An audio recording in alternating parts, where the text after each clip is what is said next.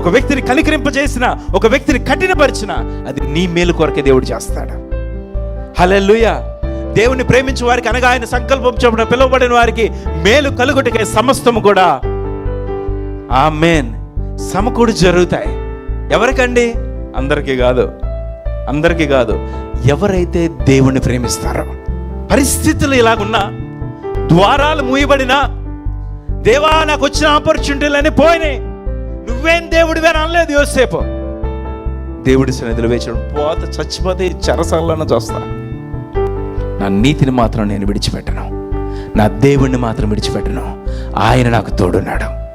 దేవుడు తోడుంటే నీకు అద్భుతాలు చేయాలి కదా, దేవుడు తోడుంటే నేను ఆశీర్వదించాలి కదా, దేవుడు తోడుంటే నేను హెచ్చించాలి కదా, దేవుడు తోడుంటే అందరికంటే ఉన్నతమైన వ్యక్తిగా నేను చేయాలి కదా. ఎందుకు నీ దేవుడు ఇచ్చాడని అందరు నీతో అంటారేమో, కానీ నీకు తెలియాల్సింది ఏంటంటే నువ్వు దేవుణ్ణి ప్రేమించే వ్యక్తివి.